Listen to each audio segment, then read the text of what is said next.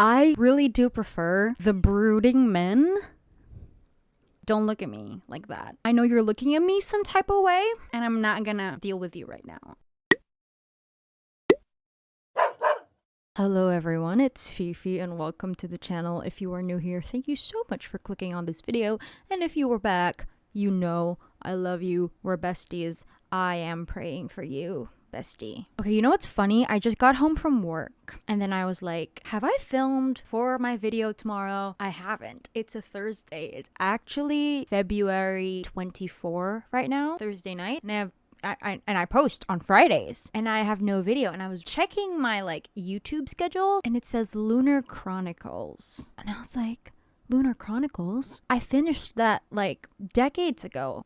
I'm kidding. I finished it 3 days ago. So this video is going to be about the famous, the very, very classic tales of Miss Marissa Meyer called the Lunar Chronicles. And if you have not heard of the Lunar Chronicles, that's fine. You're gonna be hearing about it now. But I'm not gonna bore you with all the gory details because this series is how many years old? Cinder was published in 2012, I believe. I don't want to super get into what it's about because I feel like this is such a popular series that I overlooked. I don't think I'm worthy. There's the fandom is so huge. On Tumblr, I always see the Lunar Chronicles.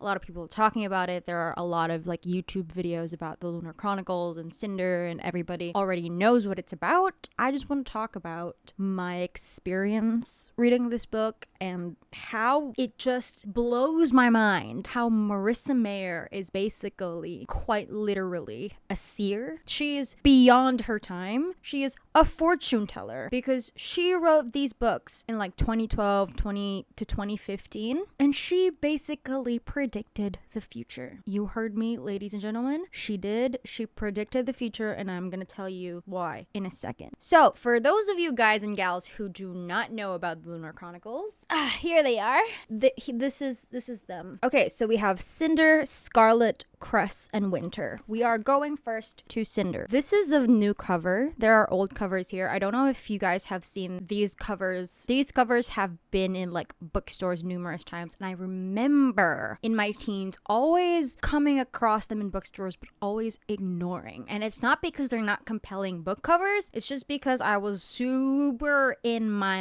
the summer I turned pretty era. I had Percy Jackson in high school. I also had Divergent. I was already all up in the dystopian Greek/romance era that I really wasn't paying attention to the very fantastical fairy tale-ish covers, but I never realized and I never even knew what these were about. I didn't know they were sci-fi. So the whole Lunar Chronicles, or Cinder, is a retelling of the fairy tale Cinderella, but here in this book, Cinder, the main girl, is a cyborg in the year 20 something.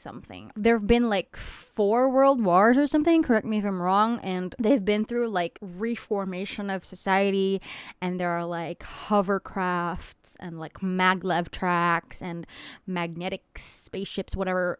Space travel is very much possible for anybody, and the world is fully technological, if I can say. There are androids, there are net screens, people have holographs and stuff.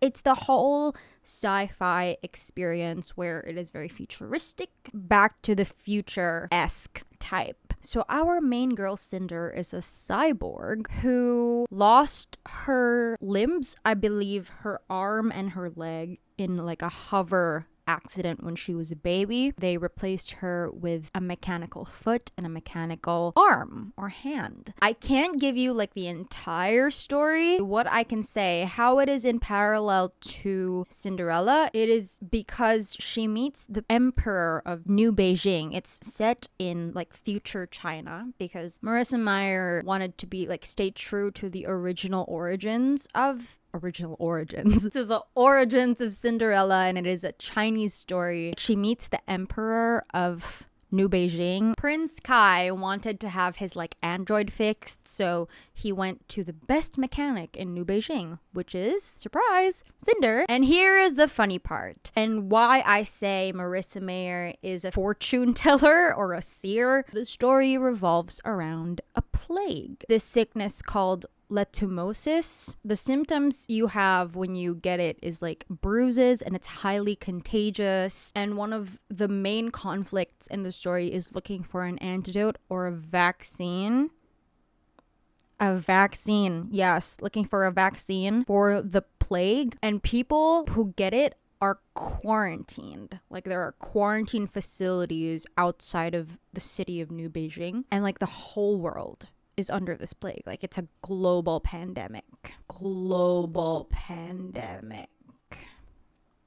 Marissa Mayer wrote about a global pandemic in the year 2012.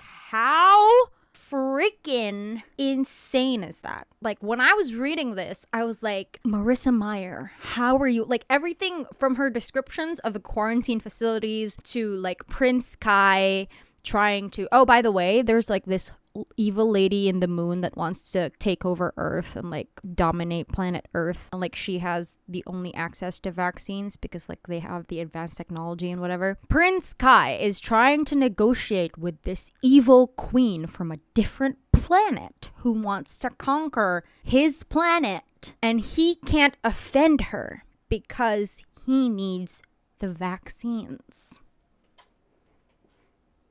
I don't know if that sounds familiar or not to you, but it sounds very, very, very, very, very, very, very familiar to me. 90% of the book is Prince Kai, like, trying to negotiate with this evil queen from the moon, Levana, who is like, I won't give you the antidote if you don't form an alliance with me. And alliance meaning through marriage. And I know, like, you know, that's not a thing anymore right now in the 21st century. But doesn't that sound so familiar? Like, global superpower, not even global. She's from the moon, trying to conquer your land for vaccines. It's giving me deja vu. But anyway, the fun part is Cinder becomes friends with Prince Kai or whatever for some reason that are like reasons that are great. You should read the book. But she goes to the ball, like there's this whole ball to like, I think, welcome the moon queen, Levana, and Prince Kai invites Cinder, of course, and she arrives there in her like dress. I can't tell you all the other details because it'll be a spoiler, but basically when she tries to run away at the stroke of midnight, she leaves her shoe at the stairs. And by shoe, I mean her entire foot. Yes, her entire cyborg foot on the stairs of the palace in front of the prince. The first time this was introduced to me, this was the plot that was given to me. Like, oh, Cinderella is a cyborg. And when she goes to the ball to meet the prince at the strike of 12 midnight, she runs away and she leaves her shoe, but not her shoe, her cyborg foot, because this is set in the future. Isn't that the most compelling and inciting blurb for a book? I don't know if it is to you, but it is to me. Now let's move to the second book, which is my favorite out of all books. I think this is the one that I really gave 5 stars because, first of all, I colored my hair. Like, I was in the salon sitting reading my book, telling my hairstylist that, hey, I want really red hair. And she looks at my book and is like, is that the reason why you want to have red hair? And at first it wasn't. Like, I swear to God, I've been planning this hairdo for the longest time. Like, I've just been talking myself into it. But when I see this cover, who would have thought that I would have my hair colored the same as Scarlet? If you haven't already guessed, this one is about the Little Red Riding Hood. That's why her name is Scarlet, because she's a redhead and she wears a red hood. This is the same setting as the first book, but this time we are set in France because Scarlet is from France, who lives in a farm with her grandmother, and suddenly one day her grandmama goes missing. And what I love about Scarlet is she's like this really feisty, kick-ass girl that is just so powerful and so angry and angsty all the time. Not angsty in a really ridiculous way, but she's just really like, I just want to get to the bottom of where my grandmother is. I don't care about you. I will look for her. I will go to the ends of the earth for her. One day she starts looking for her. She's been looking for her for 2 weeks actually, and nobody, because it's the police, nobody helps her. The police are useless. One day she meets this sort of street fighter in a bar. The only clue she has of her grandmother's disappearance is a tattoo on the forearm of one of the leads she got, like the people that were associated with the disappearance of her grandmother. She sees this street fighter in the bar and he has the same tattoo on his forearm. So she demands for her grandmother, but this guy like really has no idea what she's saying and has no clue where her grandmother is. But then he agrees to help her, and basically the entire adventure is about her and this guy named Wolf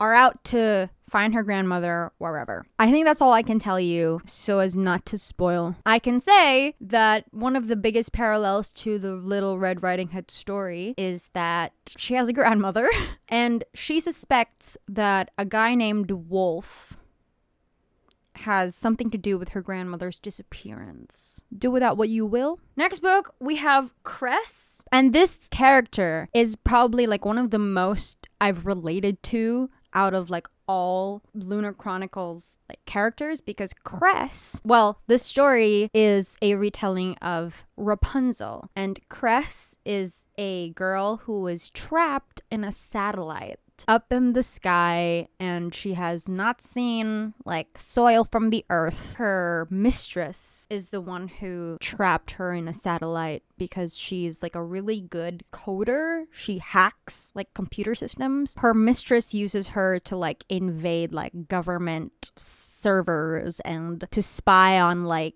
world leaders and different secrets from Earth. So Cress is trapped in this satellite and her hair has just been growing for as long as she can remember. And her love interest, Thorn, who is a captain of a spaceship, is just this really arrogant, full of himself ex-army soldier. And I related to Cress so much because she was the type of person to just imagine her way through things. Like every time she's in a situation she doesn't want to be in, she would just imagine herself like in a movie scenario or like paint a daydream in her head. Like if they were in trouble, she would imagine herself as like a super spy and she would like kill these bad guys. Or when she was trapped in the spaceship, she loves to daydream about her being a princess and being saved by like this really handsome prince. She is just so delusional, always in her head all the time, creating these scenarios that I was like, Cress, honey, we have literally one brain cell together. We are one person. She is the type of person to daydream in her head, always up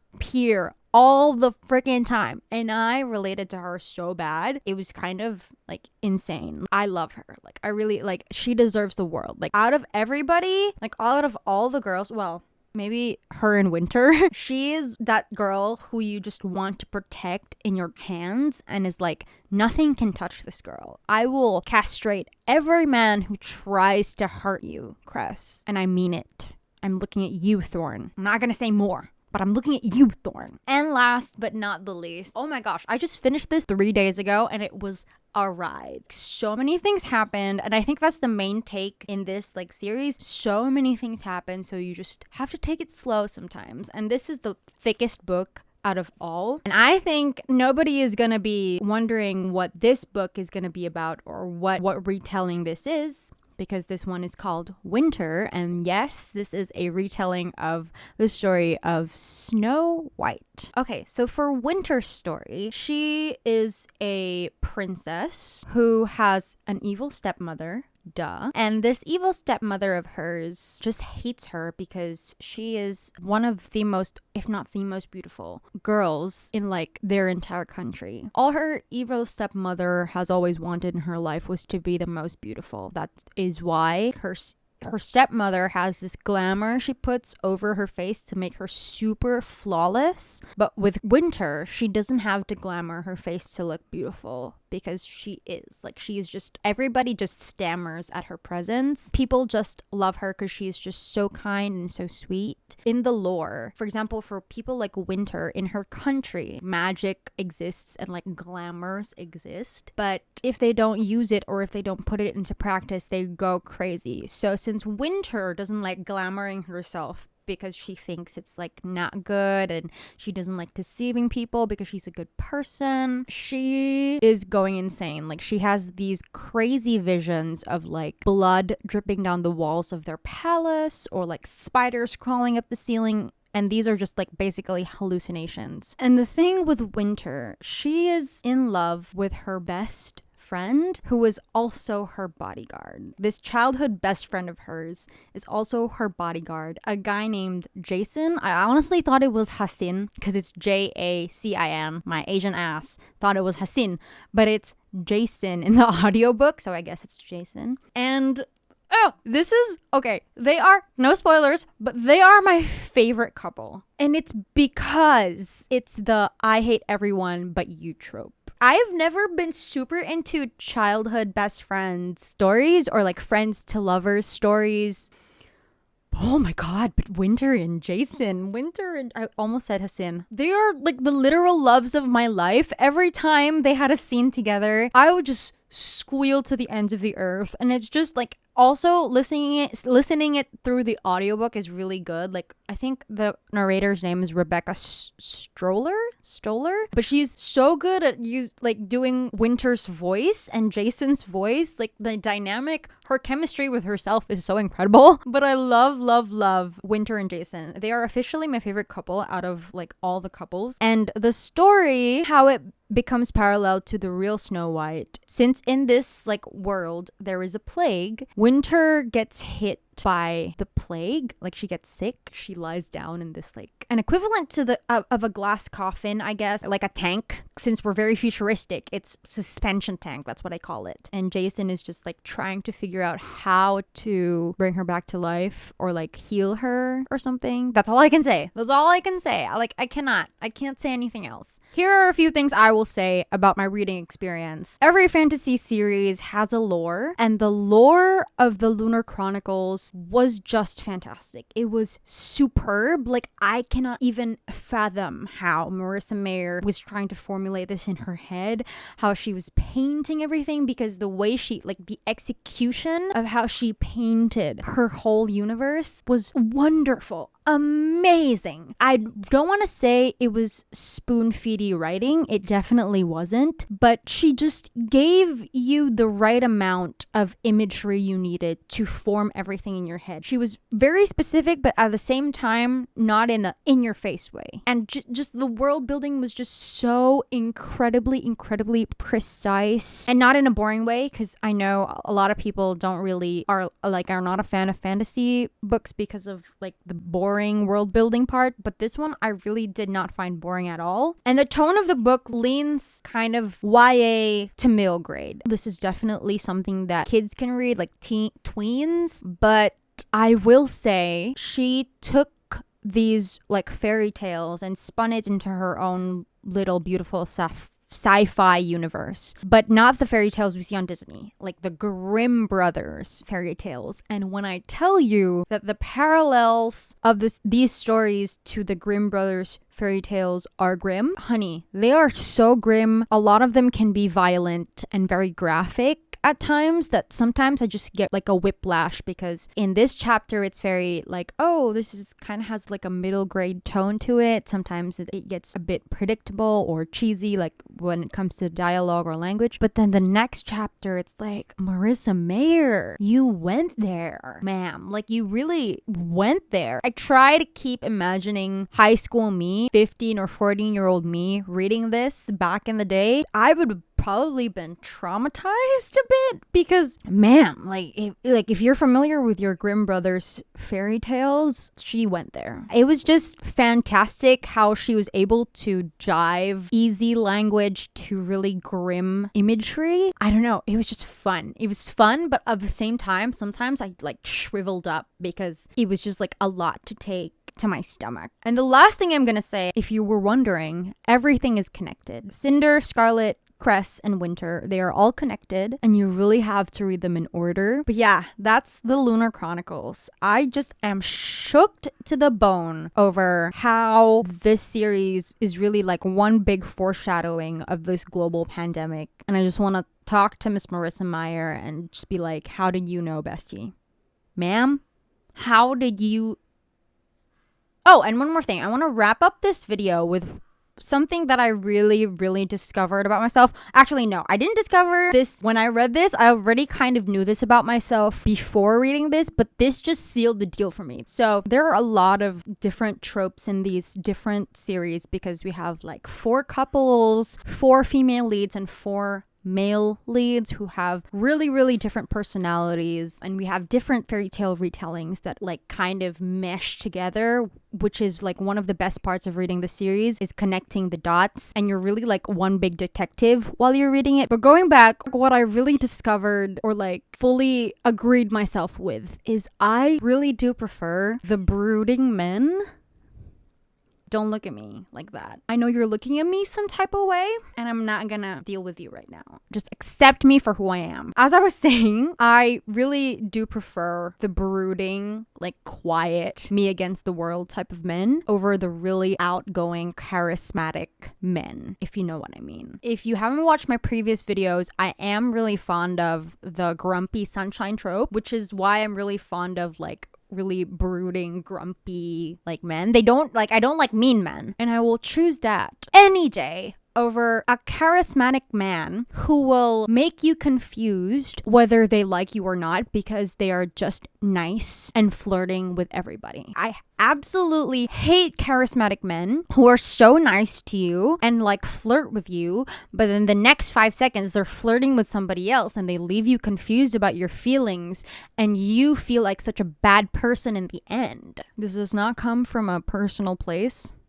Maybe it does, but I'm telling you, I hate that. Like, I super duper hate that. Like, why are you making my girl confused? Like, stop making her confused. Like, just tell her you like her or not. Because if it's like the brooding men or like grumpy sunshine trope, it's usually that trope paired with the I hate everyone but you trope, and he's just like nice to this person, or like he's still grumpy but is relatively nicer to this like person B over everybody else. So it's so obvious that he likes her over everybody else. And I just like my clear-cut lines. I don't like confusion. I don't like miscommunication. I don't like you making person B feel insecure because you are doing to her what you are doing to everybody else.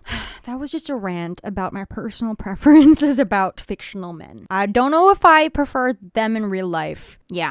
Okay, I'm done. I don't know how else I can persuade you to read the Lunar Chronicles, but just please read it. It's fun. Let's talk about it. It's the sci-fi of sci-fis. I also have no right to say that because I haven't read that much sci-fis. That's it. That's all I'm gonna say for tonight. Oh my gosh. Thank you so much for swinging by my channel. Have you read the Lunar Chronicles? Please let me know if you have. Are you also late in the game like me? I bet you're not. Good night. Good morning. Good afternoon. I hope you're doing well. Keep safe. Keep sane. Bye.